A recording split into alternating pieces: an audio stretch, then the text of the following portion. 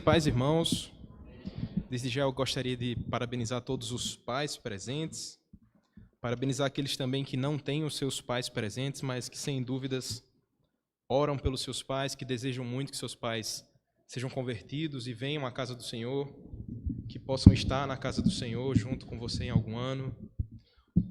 Parabenizo você também que já teve o seu pai, assim como eu, e viveu com seu pai e desfrutou da graça que é ter um pai, que hoje agradece a Deus porque seu pai foi tomado também para si. Parabenizo você também que não teve coragem de vir à casa do Senhor. Por ver tantas pessoas com seus pais, mas que você ora pelo seu pai para que ele volte aos caminhos do Senhor, que você possa ter essa graça novamente alcançada, de ver o seu pai quebrantado diante do Senhor. E o desafio para mim hoje, de pregar sobre dos pais, não poderia ser diferente. A gente vai falar sobre uma família que é usada como uma ilustração de Cristo, uma parábola contada pelo nosso Senhor, uma das mais conhecidas. E eu não estou aqui para inventar roda, eu não vou contar novas versões ou novas visões sobre essa história, você já conhece muito bem essa história. Mas eu gostaria de pedir sua atenção, sua total atenção à palavra de Deus, à santa palavra do nosso Cristo, que tanto tem a falar ao nosso coração. Que você seja edificado pela palavra de Deus nessa noite, como eu fui enquanto estudava durante toda a semana esse texto. Queria pedir que você abrisse no capítulo 15 do Evangelho de Lucas, para que a gente possa ler primeiramente os versos 11 e 12. Depois a gente vai avançar mais um pouco, mas nesse primeiro momento somente os versos 11 e verso 12.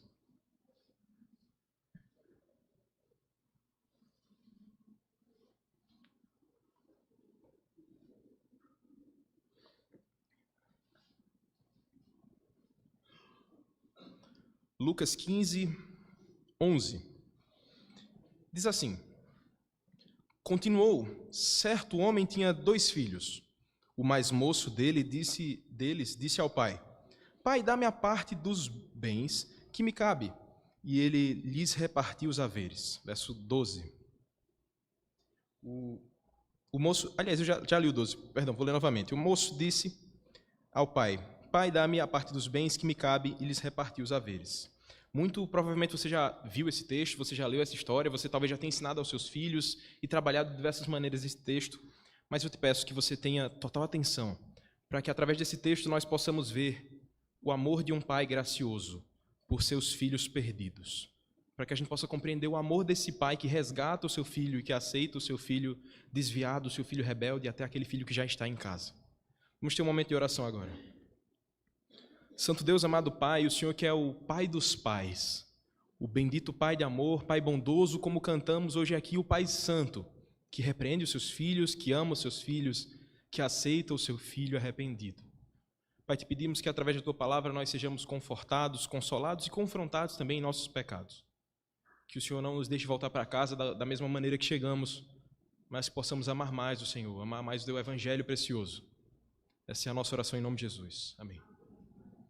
Querido, eu queria que você olhasse para o contexto dessa mensagem, dessa parábola. Eu já disse, isso é uma parábola de Cristo. Essa não é uma família real com pessoas reais, mas Cristo inventou essa história com um contexto específico. Olhe para os versos 1 e verso 2 desse mesmo capítulo de Lucas. Diz assim: Aproximavam-se de Jesus todos os publicanos e pecadores para o ouvir, e murmuravam os fariseus e os escribas, dizendo: Este recebe pecadores e come com eles. Olha o cenário. Tem 2 grupos bem claros aqui. De um lado você vai ter os publicanos e pecadores, e eles estão onde? Sentados na mesa com Jesus. Eles estão calados, ouvindo aquilo que o mestre tem a lhes ensinar. E de outro lado, você vai ter os fariseus e os escribas, que estão simplesmente criticando.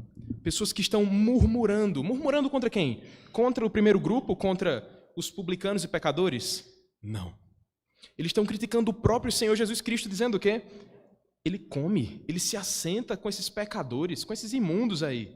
Então as críticas deles eram direcionadas a Jesus Cristo e não a outro grupo. E pensando nisso, Cristo vai se defender, mas antes dele se defender eu preciso que você entenda por que é tão séria a crítica deles aqui. Eles não estão criticando simplesmente uma questão sanitária, uma questão de higiene. Há toda uma questão moral e cultural, uma questão histórica envolvida ali. Aqueles homens, os fariseus e os escribas, eles estavam criticando os publicanos e pecadores porque para eles Você está no mesmo canto que um publicano e que um pecador.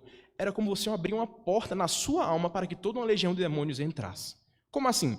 Se ele senta numa cadeira, numa mesa, se ele está num local em que foi primeiro habitado por um samaritano, e ele senta naquele local sem fazer o seu asseio, sem lavar suas mãos, ele está tocando em toda a impureza e toda a imundícia daquele homem que estava ali antes dele.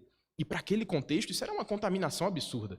Então, o que Jesus estava fazendo ali, ele que dizia ser o Filho de Deus, o Messias enviado, e agora ele estava na mesma mesa que tinha publicanos e pecadores, ele está dizendo, os fariseus olham para aquela situação e dizem, Jesus é tão impuro quanto esses homens. Que audácia de Jesus, ele está junto desse povo sujo, esse povo imundo. Então, para eles, isso tinha um peso muito grande. Mesmo que para a gente, olhando esse texto, não pareça nada demais, não escandalize a gente pela leitura, mas para aqueles homens, aquilo era muito pesado. Aquilo era uma afronta muito grande. E é por isso que Jesus conta 3 histórias para se defender. E você sabe quais são as histórias, não sabe? Eu queria pedir a ajuda de vocês para lembrar os nomes dessas parábolas. Vocês me ajudam? Qual a primeira parábola que Jesus conta? A ovelha perdida. A segunda, dracma perdida. E a terceira? Ele não contou nenhuma das 3. Eu sei que vocês já devem estar jogando pedra em mim, mas é sério. Vamos olhar para o texto. Olha para o verso 4. Como é que começa o verso 4? Vamos ler juntos? Bota o verso 4. O verso 4. Qual dentre vós...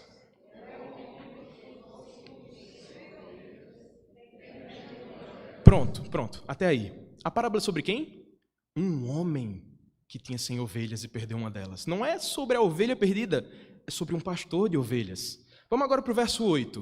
Olha o que o verso 8 diz.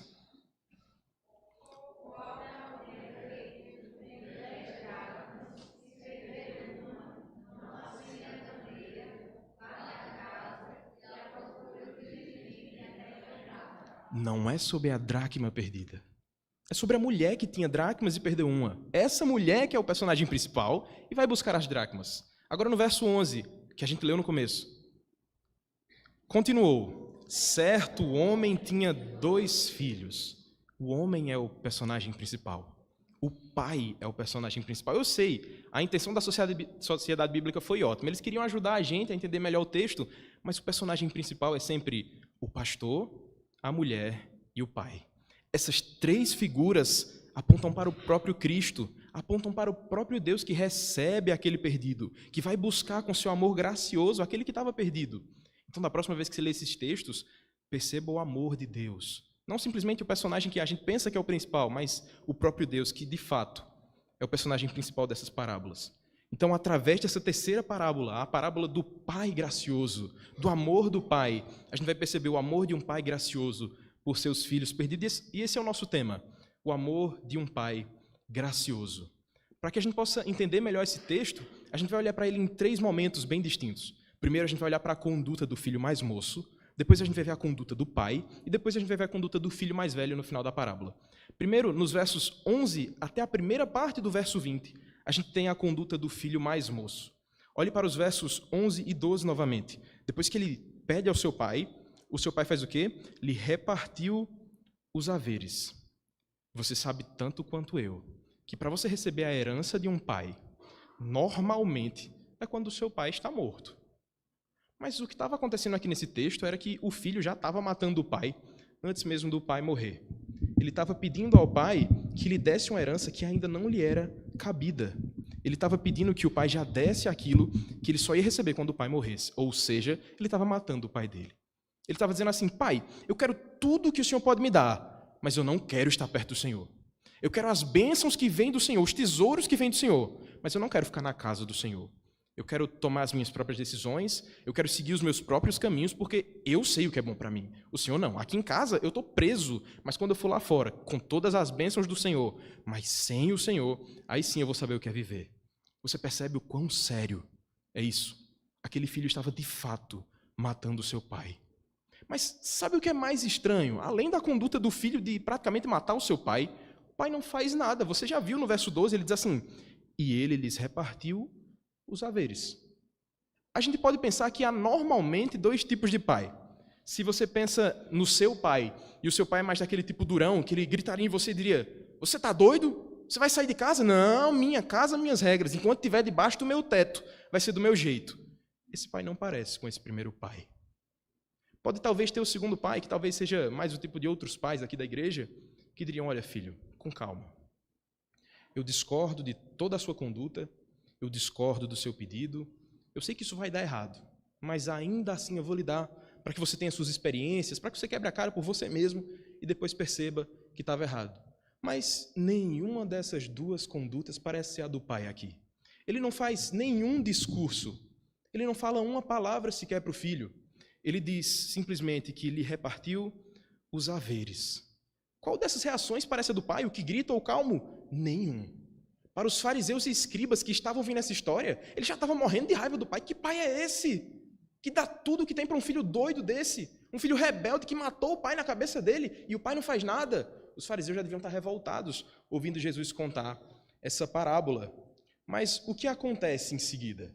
O filho, ele passa a viver de acordo com seus próprios prazeres. Olhe para o verso 13 até o verso 16. Diz assim o texto: passados não muitos dias, o filho mais moço, ajuntando tudo o que era seu, partiu para uma terra distante. E lá dissipou todos os seus bens, vivendo dissolutamente. Depois de ter consumido tudo, sobreveio àquele país uma grande fome, e ele começou a passar necessidade.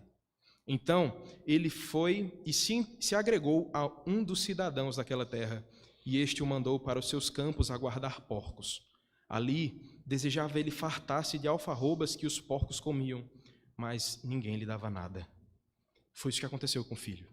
Ele pegou tudo que tinha do pai, toda a sua herança, e gastou de acordo com seus prazeres, e o texto vai dizer que não passaram muitos dias e acabou. Acabou toda a riqueza que o pai tinha lhe dado, ele esbanjou. Aquele filho se afogou nos seus próprios prazeres, de modo que nada restou. Ele pensava que era autossuficiente, que ele ia conseguir administrar bem. Ele pensou que talvez conseguisse manter o nível que tinha na casa do pai, se tivesse o dinheiro que o pai tinha. Mas ele não conseguiu. Ele se afogou de tal forma que ele foi parar na lama dos porcos. E o texto é bem claro. Nem as alfarrobas dos porcos ele conseguia comer. Não sobrou nada. Aquele menino que antes tinha todos os manjares do seu pai, que tinha a mesa do pai, que tinha o banquete, a presença, os servos do pai, que ele tinha desfrutado de uma casa com fartura, agora passa fome. Ele está mendigando. Ele tem menos do que os porcos e está mais sujo que eles, moralmente, espiritualmente, ele está acabado. E o texto vai dizer dos versos 17 ao verso 20 o que acontece. Então, caindo em si, disse: quantos trabalhadores do meu pai têm pão com fartura e eu aqui morro de fome? Levantar-me-ei, irei ter com o meu pai, e lhe direi: pai, pequei contra o céu e diante de ti. Já não sou digno de ser chamado teu filho, trata-me como um dos teus trabalhadores. E levantando-se, foi para o seu pai. É isso que acontece com o filho depois que ele percebe a mazela que a vida dele estava se tornando. Ele percebe o quanto ele tinha perdido, a loucura em que ele estava vivendo, a humilhação que ele estava vivendo. Ele percebe: eu não era humilhado assim quando eu estava em casa. A minha vida era muito mais tranquila quando eu estava perto do meu pai. O meu pai que me ajudava, o meu pai que me sustentava. Antes eu tinha de tudo, eu provava da graça, do cuidado, do carinho. E agora eu estou aqui nesse lamaçal. É isso que aquele filho tem sofrido. É nesse momento que ele decide, que ele percebe que ele não simplesmente pecou contra o seu pai, que já é uma grande ofensa, mas ele pecou contra os céus. É isso que o texto deixa muito claro. Sabe o que isso quer dizer? Que ele sabia da verdade, ele sabia o caminho que devia trilhar, ele sabia o que era honrar pai e mãe, como a lei já havia ensinado há muito tempo, e ele estava distante intencionalmente da sua casa, dos caminhos do pai. É nesse cenário que ele cai em si.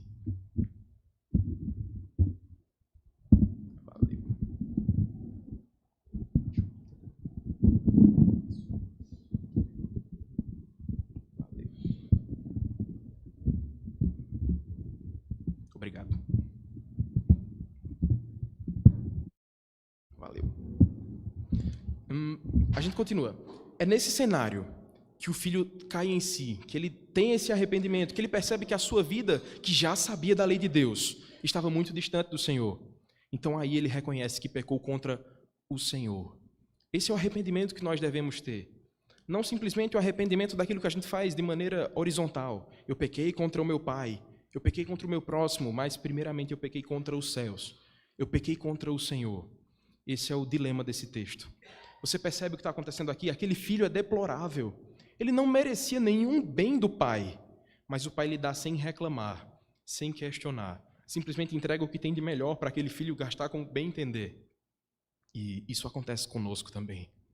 Em diversos momentos da nossa vida, Deus é tão gracioso, que até quando nós somos rebeldes, quando nós viramos de costas para Deus, quando nós estamos de costas para a sua graça, Ele derrama a sua graça, o seu cuidado, a sua bênção sobre nós. Querido, eu quero te fazer uma pergunta e não precisa me responder, mas responda para o próprio Deus. Você tem agido como esse rapaz? Você em algum momento já pensou isso da sua vida? Talvez eu saiba conduzir melhor do que Deus.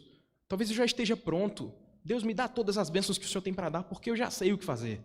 Eu já aprendi muito, eu já estou no seminário há 2 anos, eu já sei o que fazer da minha vida. Eu já posso conduzir os meus próprios passos.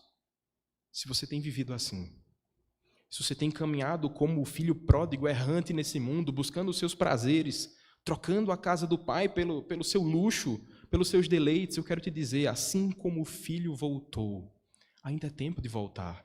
Ainda é tempo de perceber, na casa do pai eu era muito bem tratado, na casa do pai eu tinha fartura de todas as coisas. Ainda é tempo de reconhecer que sim, pecamos contra os céus, que pecamos contra o pai, mas ele ainda está de braços abertos para os seus filhos. Vamos analisar a partir de agora a continuação do verso 20 até o verso 24. Agora nós olharemos para a conduta do pai, desse pai gracioso que é o foco dessa parábola. O verso 20 diz o seguinte: levantando-se foi para o seu pai, vinha ele ainda longe quando o seu pai o avistou, e compadecido dele, correndo o abraçou e beijou. E o filho lhe disse: pai, pequei contra o céu e diante de ti já não sou digno de ser chamado teu filho.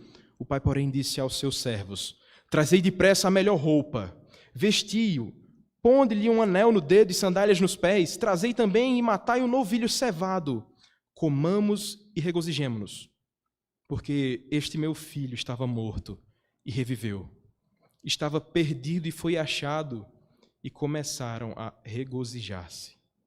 Você percebe que agora o foco da parábola não é mais o filho perdido, e sim o pai, que de fato é o centro e o começo dessa parábola. Agora os olhos da gente são chamados a atenção para o próprio Deus na história. O próprio Cristo contando como Deus age com os seus filhos perdidos. Olhe para as atitudes do pai, no verso 20 ainda, ele diz: vinha ele ainda longe quando seu pai avistou e compadecido dele, correndo, abraçou e beijou. Nesse momento, acho que os fariseus ficaram estourando de raiva. Eles diziam: esse pai não fez nada quando o menino saiu, o menino gastou tudo, agora ele volta e o pai simplesmente abraça e beija, não reclama nenhuma vez. Esse pai não tem atitude, esse pai é mole desse jeito. Os fariseus estavam furiosos ouvindo essa história de Cristo. Os fariseus talvez dissessem: ele precisa de uma repreensão severa. Pai, coloque esse menino para trabalhar com os porcos mesmo. Bota ele como um escravo na tua casa e olhe lá se ele merece ser escravo, depois de tudo que ele fez. Mas o pai tem outra atitude. Ele age com amor. Ele não fala nada. Ele aceita o filho de volta. É esse o pai amoroso. É esse o pai que vai atrás da ovelha, como na primeira parábola o pastor. É esse o pai que, como na segunda parábola, a mulher vai atrás da dracma perdida. E agora na terceira, ele procura os seus filhos. Ele vai em direção aos arrependidos, aqueles filhos que querem voltar para a casa do pai. Esse é o pai amoroso. Esse é o pai gracioso que tanto ama o seu povo. Olhe para os versos 22 a 24. Aquele menino esperava uma reação diferente. Ele esperava que o pai simplesmente o castigasse por tudo que ele havia feito. Mas o pai faz uma festa na casa do pai. Há alegria e festa quando um pecador se arrepende. Quando o pecador se dobra de joelhos diante do Salvador. E esse pai demonstra o evangelho na prática. Ele diz: coloque a melhor roupa nele. Dê um anel, dê um par de sandálias e vamos matar um novilho aqui. Vamos fazer um churrasco para comemorar que esse filho voltou para casa. Por que ele faz isso? Porque aquele filho estava morto. Aquele filho estava morto em seus delitos e pecados e reviveu. Ele estava vagando nesse mundo de escuridão, mas ele percebeu lá na escuridão que ele havia provado da luz em casa, que ele havia experimentado da bênção do Pai. Ele estava perdido e foi achado. Irmãos, no começo da parábola, eu falei a vocês sobre isso. Aquele filho considera o seu pai como um morto, a partir do momento que ele pede a herança. Ele está matando o pai. Mas é o pai que diz agora: esse meu filho estava morto. O pai sabia desde o começo. Quando o filho falou aquilo, pai, eu quero minha herança logo, o senhor já morreu para mim. O pai sabia, meu filho está morto. Meu filho está acabado. E agora esse filho volta para casa dizendo, pai, eu percebi que eu estava morto. E o pai fala, agora sim o meu filho está vivo. Agora o meu filho está de volta à casa do pai. Finalmente meu filho voltou a viver. Que alegria na casa do pai quando um pecador se arrepende. Quando um pecador recebe de volta esse abraço do pai carinhoso. Pais, sejam assim com seus filhos. Que você tenha esse mesmo cuidado. Eu sei que em diversos momentos, eu sou filho, eu sei que em diversos momentos a gente tem que ter essa repreensão do pai. Mas muitas vezes, o que o seu filho precisa é do cuidado amoroso de um pai. Talvez você possa dar a palmada depois. Talvez você possa dar o seu sermão depois, explicar por que ele errou, por que ele merece ser castigado e tudo mais. Mas muitas vezes o abraço, o beijo do pai amoroso, o carinho do pai gracioso são o consolo do filho que estava rebelde, do filho que estava perdido e foi achado.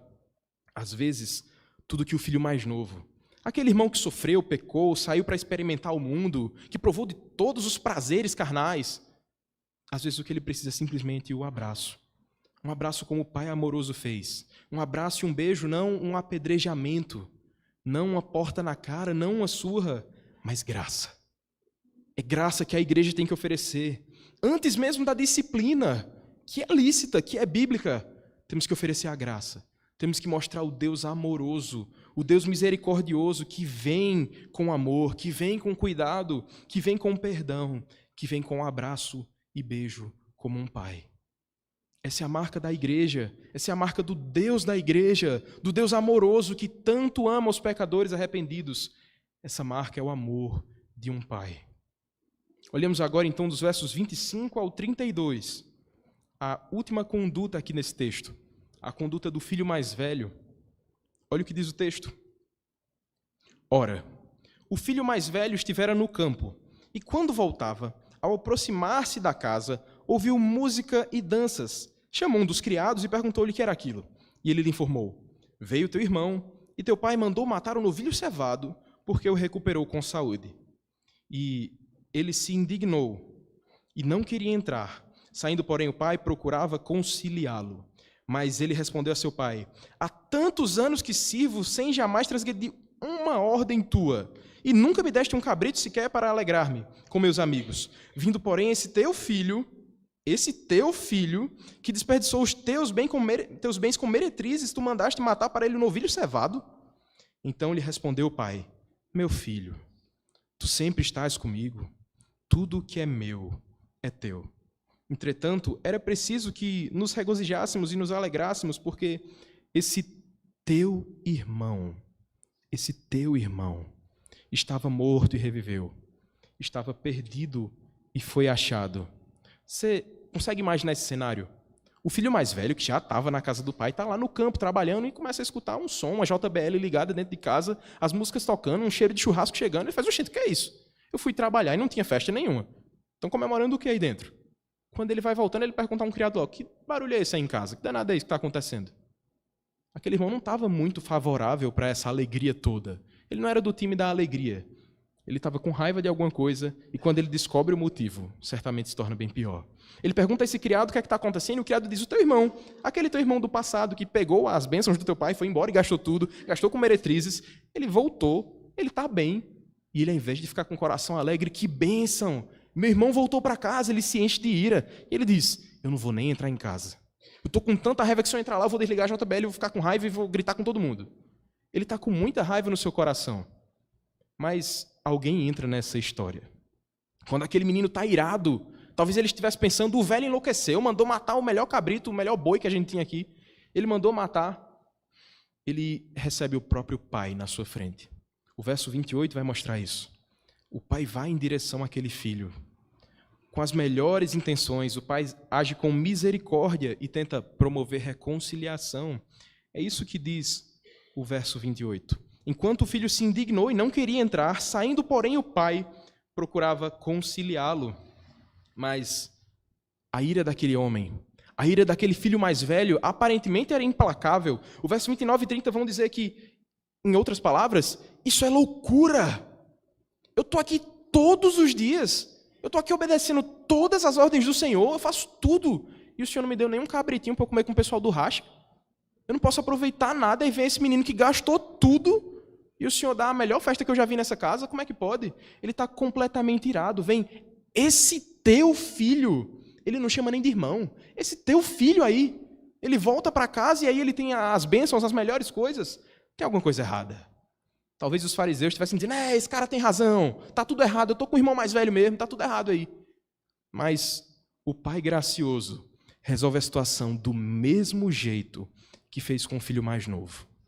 Enquanto o filho mais novo foi abraçado e amado, o filho mais velho, que está com a sua ira, que está com a sua raiva, vai ser tratado da mesma forma. Olhe para o verso 31 e 32, o texto vai dizer, em outras palavras, o pai diz assim, filho, você já recebeu muito mais do que ele. Você está com inveja do seu irmão porque eu matei um boi aqui para fazer um churrasco. Você já ganhou muito mais do que ele. Você está comigo todos os dias. Tudo o que é meu é teu. Essa é a bênção de ser o filho que está na casa do pai. A gente desfruta desse cuidado. O pai parece que está dizendo ao filho assim, eu estou feliz porque o meu filho, o seu irmão, ele faz questão de dizer isso no último verso, o seu irmão estava morto, mas agora está vivo. O seu irmão é um dos nossos. Ele voltou para casa. Ele era um perdido, mas ele foi achado. O pai está dizendo, se alegre, não fique com inveja, se alegre. Ele voltou para a casa do pai. Ele voltou para onde ele nunca devia ter saído. Ele voltou para desfrutar o que você desfruta todos os dias, com a minha presença, com o meu cuidado, com a minha bênção. Irmãos, o que o pai está fazendo aqui é tratar os dois corações. Você percebe o que estava acontecendo? Era como se o filho mais velho estivesse dizendo assim, pai, se eu soubesse que o senhor é besta desse jeito, eu tinha ido para o mundo também. Eu tinha gastado tudo também, porque o senhor vai me aceitar de volta. Era como se ele estivesse dizendo isso. Ele estava na casa do pai, mas o seu coração estava muito longe. Talvez o coração dele também estivesse lá na lama com os porcos. Talvez ele estivesse tão distante na mente, distante do pai, que ele preferia só as bênçãos do pai. Ele não estava na casa do pai pelo amor ao pai, mas pelo que o pai podia oferecer. Esse é o filho mais velho. Nenhum dos dois aqui é o certinho da história. Um aparenta ser o certinho mais arrogante, que diz, essa casa é minha, eu não quero esse menino que voltou agora. O outro é aquele rebelde, mas arrependido. Os dois grupos, os dois homens, precisam do cuidado do pai. O problema do irmão mais velho estava no seu coração. Ele estava na casa do pai, mas o seu coração não estava lá. Ele estava no que o pai tinha para oferecer. A conduta do irmão mais velho, ao se encher de ira, a ficar com tanta raiva, é como se ele dissesse de fato, pai, eu não conheço o Senhor. Pai, essa casa aqui é muito estranha para mim. Eu achava que para estar aqui tinha que andar na linha todos os dias. E o pai está mostrando, filho, não é por sua obediência. Não é porque você é certinho e anda nos meus caminhos que eu te abençoo. Mas é porque eu sou gracioso. O que o pai está mostrando é, tanto para o filho mais rebelde, quanto para o mais alinhado, a graça é a mesma. Ele é o mesmo Deus que generosamente cuida dos seus filhos. Esse é o pai amoroso. Você percebe quão séria é a atitude desse irmão mais velho? Ele preferia ficar do lado de fora. Estando do lado de fora, ele estava sem a comunhão com seu irmão. Ele estava sem a comunhão com seu próprio pai. Queridos, que o nosso coração não seja tão duro. Às vezes a gente é dessa mesma forma. Enquanto a gente acha que a igreja só tem lugar para pessoas que são exatamente como nós. Pessoas que se vestem da mesma forma. Pessoas que pensam da mesma maneira. Não. A casa do pai é para filhos rebeldes como esse. É para filhos com coração duro como esse irmão mais velho também. Na casa do pai há espaço para os dois filhos. Há espaço para todos os filhos arrependidos. Não sejamos moralistas, irmãos. Nós não merecemos as bênçãos de Deus. Não é porque você faz o seu devocional todos os dias. Não é porque você não rouba no seu trabalho. Não é porque você faz isso, isso e isso. Isso é a sua obrigação. Não é por isso que Deus te abençoa e te faz próspero e te enche de graça. É porque Ele é gracioso. É porque Ele é misericordioso. É porque Ele é bom. É porque Ele é generoso. Não é por seu comportamento. Não é por sua inteligência. Não é por sua obediência. É pelo Pai. Ele é a razão de todas as bênçãos. A nossa principal bênção é ter o Pai conosco. É desfrutar desse cuidado do Pai todos os dias. É saber que o Pai se dignou a se humilhar e ir em direção aos dois filhos. Tanto o rebelde que estava no mundão perdido, tanto você que nunca experimentou do mundão. Você nasceu, cresceu e foi criado na igreja. Você também foi abraçado pelo Pai. Da mesma forma. Você não é o favorito de Deus. Ele te ama da mesma forma que ama o pecador arrependido, o filho que experimentou todas as coisas. Diante disso, esse texto nos traz, no mínimo, 3 lições. E são essas 3 lições que eu quero passar aos irmãos aqui hoje. A primeira delas, a todos os filhos pródigos que estão na casa do Pai. E talvez você esteja pensando, bom, já escapei dessa, eu não sou filho pródigo, eu nunca saí da casa do Pai, nunca fui para o mundão, eu nunca experimentei de nada dessas coisas. Eu cresci na palavra, eu cresci na casa do Senhor, eu cresci na verdade, e eu sempre busquei a igreja, eu sempre fui um cara certinho, e pronto. Então essa primeira aplicação, essa primeira lição não é para mim. Mas ainda assim pode servir para você.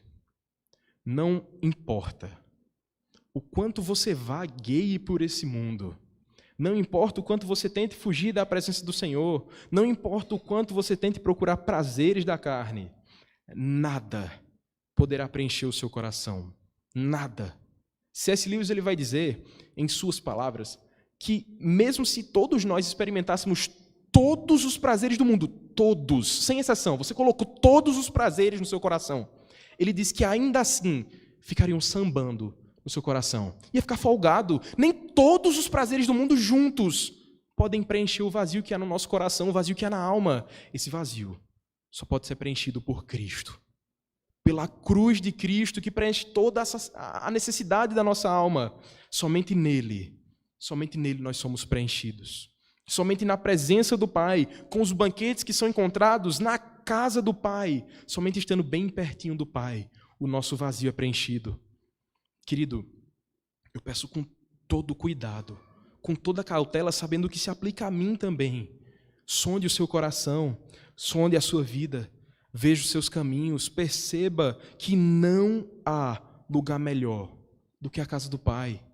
Eu falo isso pensando que você pode já ter parecido com o filho pródigo, mesmo que por curtos períodos.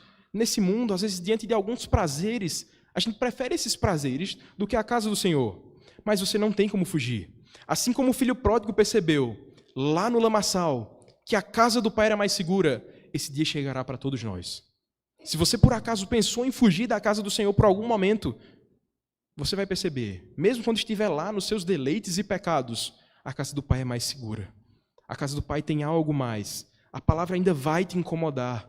Você vai lembrar que em um determinado domingo você estava junto aos irmãos, desfrutou da comunhão, comeu na festa ágape e participou de tudo aquilo, daquela comunhão com os irmãos do Catolé, e de repente sua vida não tem mais isso.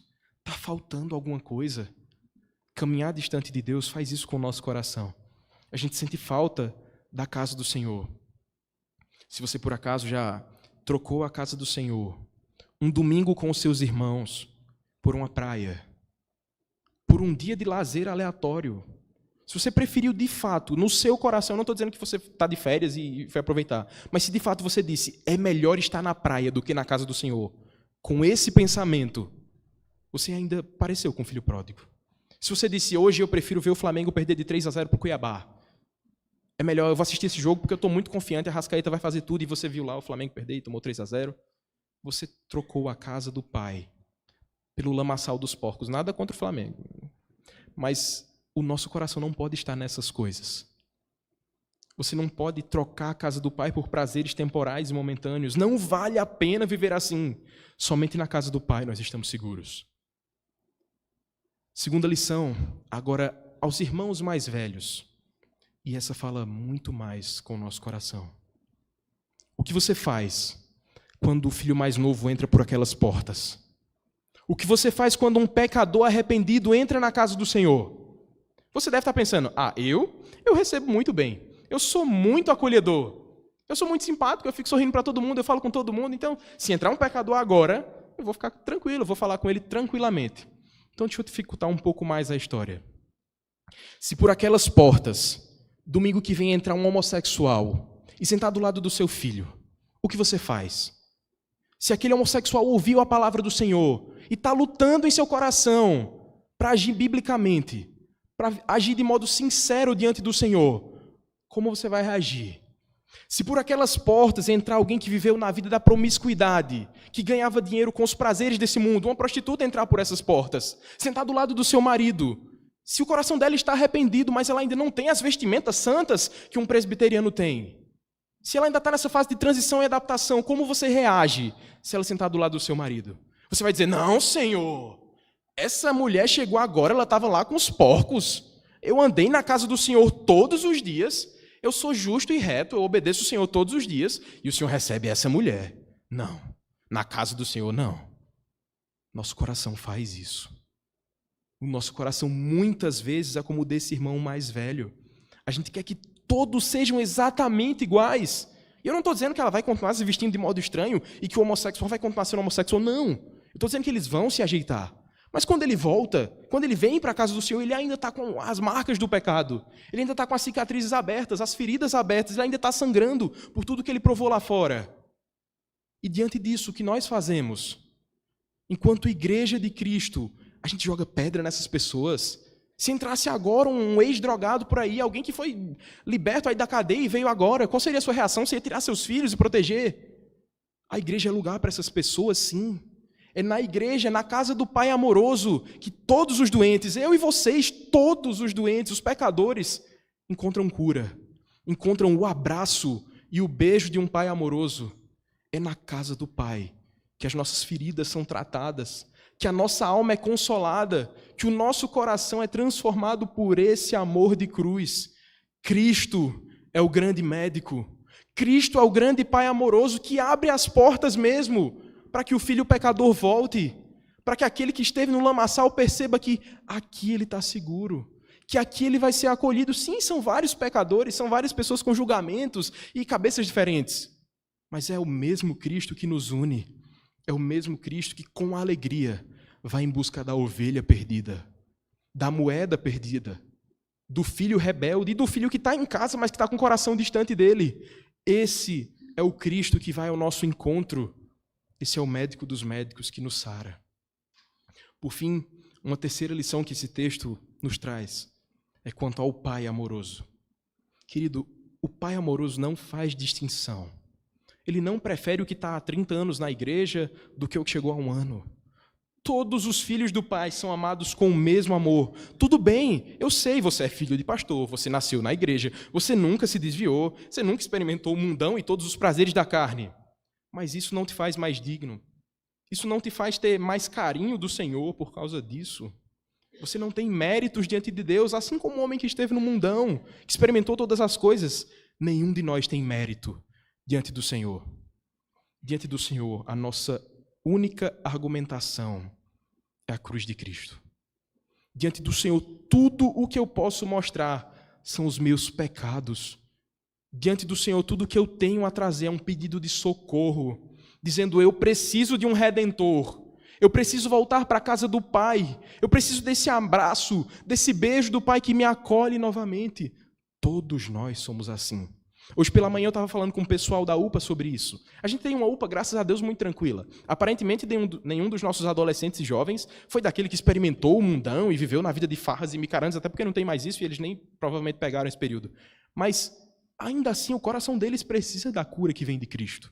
Não é porque eles nasceram dentro da igreja presbiteriana que eles já nasceram crentes e convertidos. Eles nasceram pecadores, de fato, e eles sabem disso. Eles sabem que precisam de um médico para uma doença que está mais mascarada do que a da pessoa que está lá fora. Não é porque ele cresceu dentro da igreja que ele cresceu imune ao pecado. O Pai amoroso cuida do filho que está dentro de casa e cuida do filho que está fora. Se você é o irmão mais novo da história, se você é o irmão mais velho da história, o mesmo Pai cuida de todos eles. O mesmo Pai tem graça, bondade, compaixão. Em Cristo nós somos amados. Em Cristo nós somos aceitos na casa do Pai. Em Cristo, todos os filhos pródigos, todos os irmãos mais velhos podem desfrutar dessa bênção que é se arrepender e se achegar ao Pai. Ah, irmãos, que amemos como Cristo amou. Que seja uma marca da Igreja Presbiteriana do Catolé. Abraçar os filhos pródigos. Abraçar também os irmãos mais velhos que estão entre nós. Abraçar todo aquele que foi amado por Cristo. Sabe por quê? Porque fomos lavados pelo mesmo sangue. Tanto que experimentou de toda a treva desse mundo, quanto aquele que experimentou só de pequenas gotas. Todos nós fomos lavados pelo mesmo sangue. Que a cruz de Cristo seja a corrente que nos une. Que os laços do Calvário sejam a força que nos mantém unidos. Que entre nós não haja dissensões, dizendo aqueles são mais impuros e eu sou um crente de marca maior porque eu cresci na igreja. Eu sempre estive na casa do Senhor, então eu sou mais digno, eu nem me misturo com esses porcos de baixo. Que nós sejamos o povo unido pela cruz. Que nós saibamos desejar Jesus Cristo, não as bênçãos de Cristo. Que nós não desejemos a herança do Pai, mas a comunhão com o Pai. Que amemos a casa do Pai, a casa do Senhor e não aquilo que Ele pode oferecer. Que saibamos desfrutar da comunhão que é ter o irmão mais novo e o irmão mais velho junto a nós. Que possamos ser o povo de Cristo, que ama a Cristo e não somente o que Ele pode dar. Vamos ter um momento de oração? Senhor Deus, Pai de amor, de infinita misericórdia, nós, como teus filhos, tantos filhos pródigos, tantos irmãos mais velhos, te pedimos, sonda o nosso coração, vê se há em nós algum desejo de autojustificação, vê se há em nós algum sentimento de que somos superiores e nos livra desses caminhos. Que possamos amar como Cristo amou, que amou os pecadores, os imundos que sentaram na sua mesa para ouvir o que Cristo tinha para falar. Que também possamos sentar diante da tua presença, reconhecendo o nosso coração que é falho, que é pecador, mas que foi abraçado por um Pai amoroso. Que a cruz de Cristo seja o que nos une todos os dias. Ah, Pai, prepara a nossa igreja para receber pecadores, para receber tantos filhos pródigos que estão a vagar nesse mundo. Que sejamos receptivos, amorosos, calorosos, que nos alegremos quando um filho perdido volta para a casa do Pai. Que possamos saber e fazer essa grande festa que há quando alguém se arrepende.